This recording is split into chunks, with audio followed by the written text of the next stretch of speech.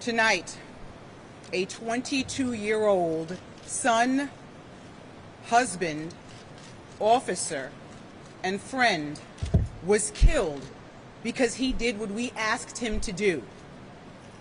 Countless officers lined the halls of this hallway after carrying him in and grieve for their brother, while praying with everything they have for the other.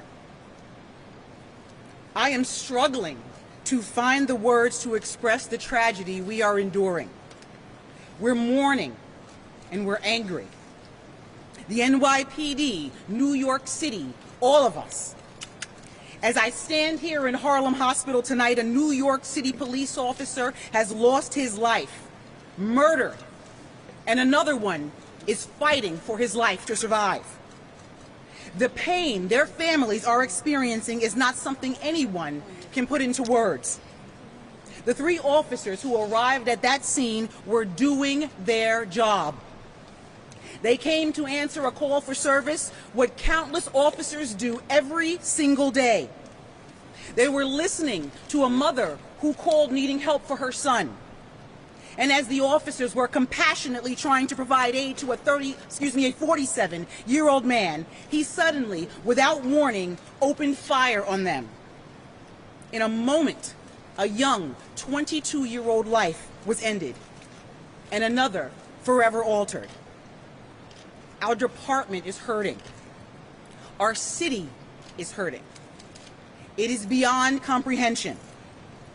I am not sure what words, if any, will carry the weight of this moment and what we are feeling. We have 4 times this month rushed to the scene of NYPD officers shot by violent criminals in possession of deadly, illegal guns. 4 officers, 5 officers shot. 1 fighting for his life in 4 incidents. And now tonight, 1 is dead. Our detectives will work to piece this together, but as they do that, every NYPD officer will once again place a black mourning band across their shield. I ask you to please pray for them. We had the privilege to pray with this family. I ask you to pray for them too. Please pray for our officer that lies in his hospital bed fighting for his life. And every single day appreciate the valor and sacrifice of the men and women of the NYPD. I'll ask Mayor Adams if he wants to say a few words.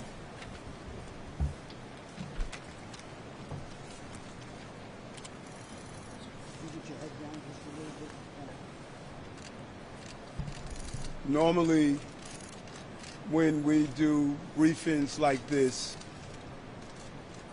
it's just the police officials who stand at this podium. I did not want that tonight.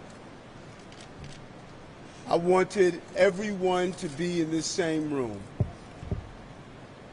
I wanted everyone to be here to understand. It is our city against the killers. It is our city against the killers. This was just not an attack on 3 brave officers. This was an attack on the city of New York. It is an attack on the children and families of this city. And we are not going to win this battle by dividing lines between us. We must save this city together. That is what we must do. An 11-month-old baby was shot just a few days ago. 5 officers were shot in this city. The unification of fighting this battle goes beyond the debate and rhetoric. It is time for us to save our city. And we are going to need everyone on the same page to accomplish this task. And let me be clear, there are no gun manufacturers in New York City. We don't make guns here. How are we removing thousands of guns off the street and they still find their way into New York City? In the hands of people who are killers, constantly carving highways of death, destroying our communities. We need Washington to join us and act now to stop the flow of guns in New York City and cities like New York. We're all witnesses. We have witnessed these murders, and we have witnessed the failure on a federal level to stop the flow of guns to this city. We are not going to live under the gun of dangerous people in New York City. We're going to honor the memory of this officer lost to gun violence by standing united against these killers and those who are arming them. They are co-conspirators to the violence that we are witnessing in New York City. No one will divide this city with their violence. In fact, they're going to unite us to come together and end this. We're going to find these guns, and we're going to find those who carry them and use them. We are committed to ending this violence. My heart goes out to these families who are experiencing such a traumatic experience. I go back to the days of thinking of Robert Venable, my close colleague who died in the line of duty. And I remember my mother calling because she was unsure if it was one of her sons who was a victim of that shooting. And even after she heard it was not Bernard or Eric, she still had to hold her breath because she knew one of our brother officers was slain. And right now, every mother in this city feels the loss that this family is experiencing. We must commit ourselves to stop the debate and the dialogue and come together and realize a gun on our street is a threat to our safety. That's right. And we must do everything possible to remove that gun. And Commissioner, I thank you. I know how painful this is for you right now. And I thank these men and women who wore that uniform, wear the uniform that I wore. And countless number of times we had to go to hospitals and visit loved ones. We had to knock on doors and tell family members they lost their family to gun violence. And now you have to do it with one of your own. But I'm going to ask you something. No matter how painful this moment is, don't give up on these people in this city. Don't give up. Don't feel as though that they don't want you to do your job. Twitter and Instagram and social media, they're not the people you're protecting. They want you here to do your job. No matter who's the mayor, no matter who's the governor, no matter who's the elected official, you have done your job, and let's continue to do so. Let's protect the people of this city and not allow anger to get in our way of protecting those who are living with this violence every day. We are going to protect our city. That's our promise and commitment. It's a painful moment for us. Every time the commissioner and I had to visit a hospital, from January 1st, seeing an officer shot in the head, seeing an officer shot in the leg, on Staten Island, responding to a domestic dispute. It's a painful moment.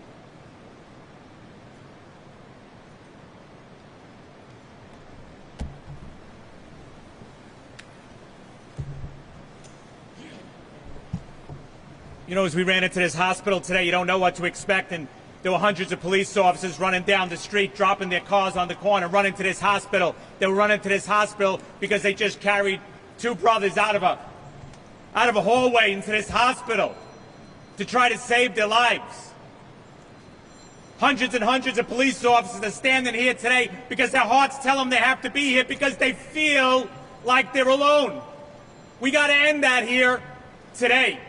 Our hearts are broken. We're in shock. Our knees are buckling. And we're angry because we've been here before. We're angry because we saw it coming. We're angry because we said it was going to happen and it happened again. So tonight, you know, these police officers aren't going to sleep. They're going to be out in the street. They're going to do what they need to do. The ones that go home are going to put their heads on their pillow and they're not going to sleep. And they're going to cry. Well, it's time the city cried with us, and we know they are. But you know what? We stand shoulder to shoulder by the tens of thousands to shoulder our brother. We carried our brother here. We'll shoulder him out this evening. We'll stand in the hallway and we'll pray for a family that's hoping their son, their husband, they come home. But it can't be just us. Yes, we will stand patch to patch and bury our brother. We will bow our heads in sadness. But we need you too. The streets can't just be full of New York City police officers at this funeral. The public has to come. The public has to send a message to anyone that dares to harm a New York City police officer. Not here, not now, not today, not to us. We're humbly asking you to come out and help us.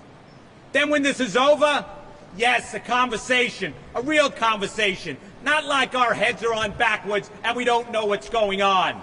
We need help. They need help. We need help. It's time to do it now. We're all looking to do it. Give us that help so we can help stop babies from being shot, stop the violence. The guns that are coming in, well, help us take them out of their belts so they never dare pull it again. You know what I'm saying? We all know what we need. It's right in front of us. So now we're going to unite.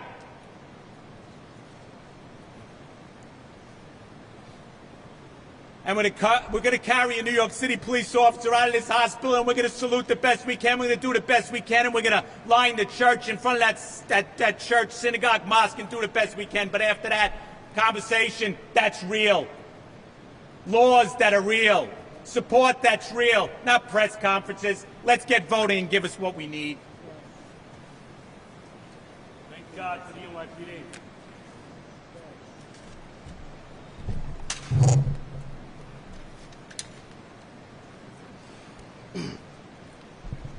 Good evening. It's just a horrific day for the New York City and the NYPD, you know, and I just want to, you know, pray for the officer who's lost his life, the officer who's fighting for his life, and for the two families, you know, please, and for these officers who are out there doing the job every day.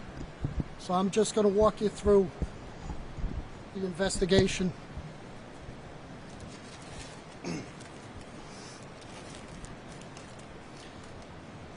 At 6:15 this evening, at 119 West 135th Street, apartment 1D, police officers from the 3-2 precinct arrived to a 911 call of a family dispute.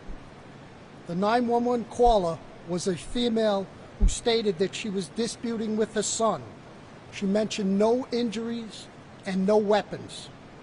Upon entering the apartment, the officers were met by that female caller and her son. After a brief conversation, the officers were informed that her other son, whom she was disputing with, was in the back bedroom. This apartment is an open one-bedroom apartment. As you walk in, there is a living room, a kitchen, and a 30-foot long hallway that has a closet, a bathroom, and at the end, the bedroom. One officer remained with the two family members while two other officers go to the back bedroom. This hallway is very tight and narrow. As our first officers approach the bedroom, the door swings open and numerous shots are fired, striking both officers, one fatally, and one is here in Harlem Hospital in critical condition.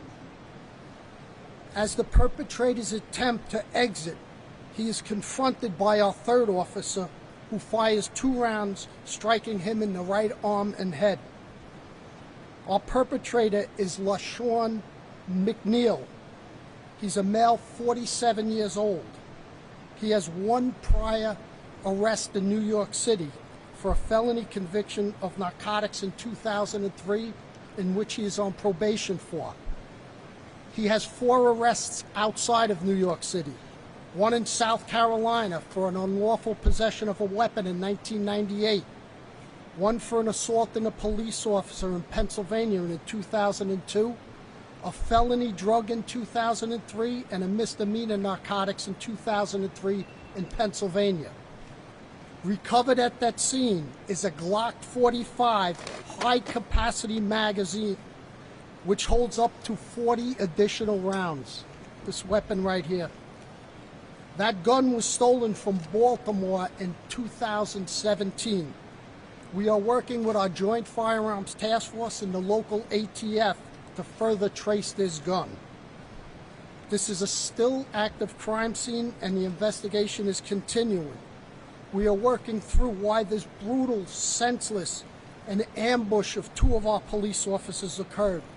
We're asking anyone in the community who has information to reach out to the 32nd Detective Squad or Crime Stoppers.